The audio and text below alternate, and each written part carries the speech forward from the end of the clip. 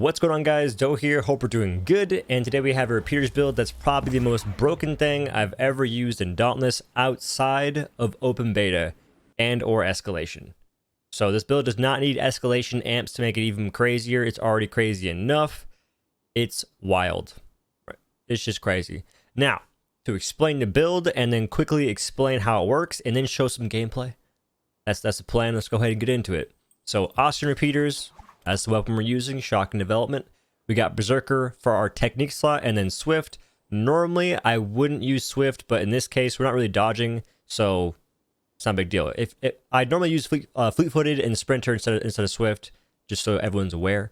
And for your barrel, choose whatever barrel is strong against the behemoth you're fighting. So Fire versus Frost, Shock versus Terra, and Radiant versus Umbral, and then reverse those. That's what you want to be using. Hopefully that makes sense. Then we got our chamber. This is going to be Marksman chamber.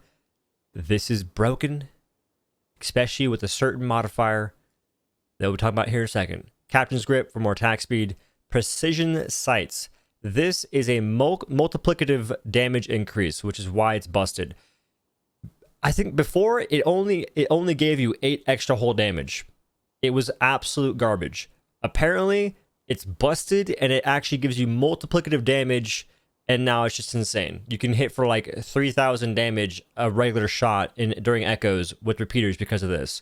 When you're using this, make sure you do not use your hold to cast if your hold to cast does damage. So if you're using Draft Lantern and Remain Lantern, don't use your hold to cast. Once it does damage, it resets this modifier, which deal 8 increased damage when attacking the same part multiple times. It stacks 5 times. So shoot the same part. Using your lantern will reset it for some reason. You can use your hold to cast. As long as it doesn't do damage, just so everyone's aware. And then for your prism, so weird saying I haven't done a repeaters video in a long time. For your prism, you got frostbite. This is why this build's so broken. Well, part of the reason it's so broken.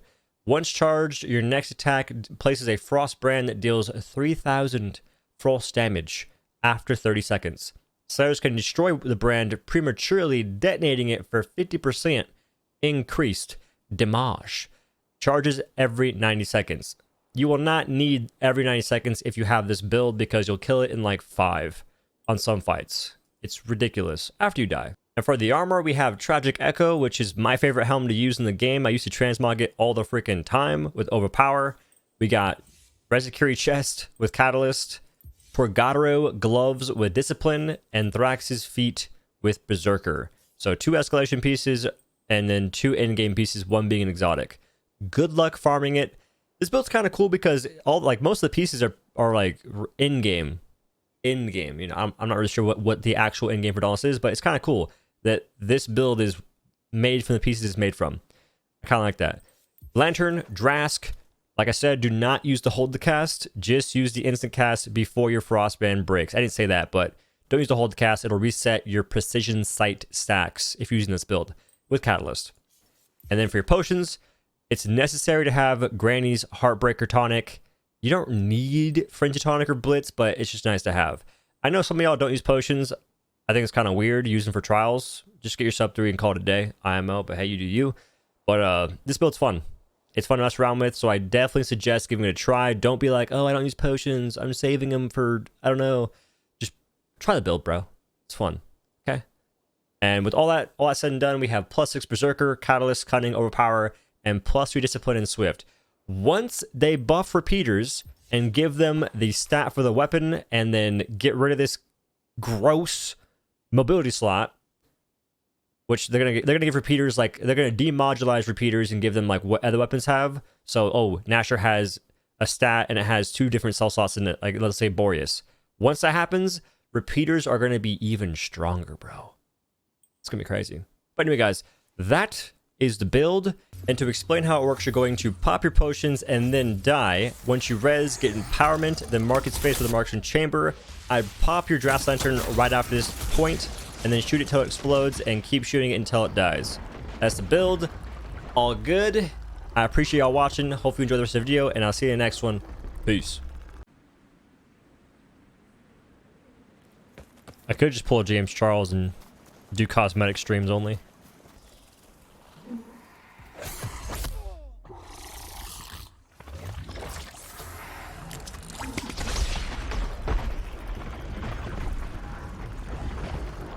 Is the mark on his face? I can't tell. Let me emo, bruh. Repeaters might be the fastest weapon to kill behemoths right now because of this. Alright, stomp me out, daddy. It's not weird, chat. I'll make it weird.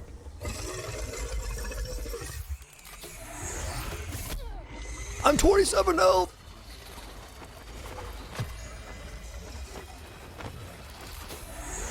Will you hit me? Like, what is with these things been going AFK?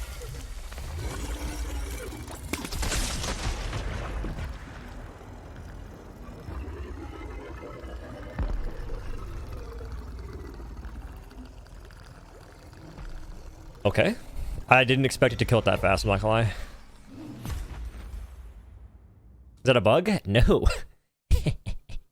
That's balance, Urakan. Get used to it, brother. That's not a bug. It's Pangar Prism.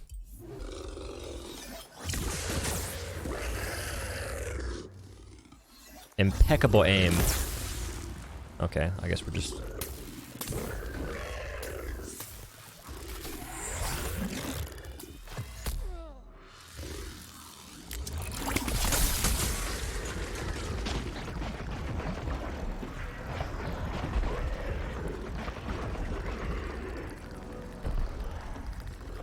Well.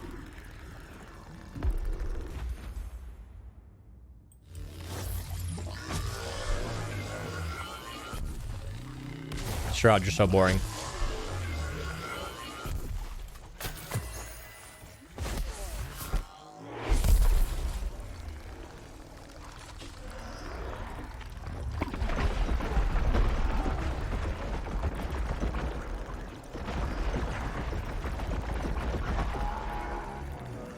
That is the fastest Shrowd I've ever killed since open beta. Poggers.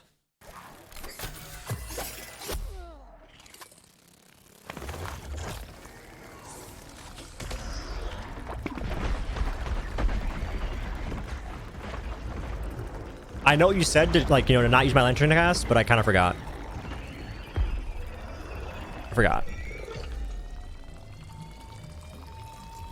Why can't the bubbles hit me, bro? Also, Maximus, thank you for the 25 months, bro. Welcome back to the dojo. Almost. Thank you, homie.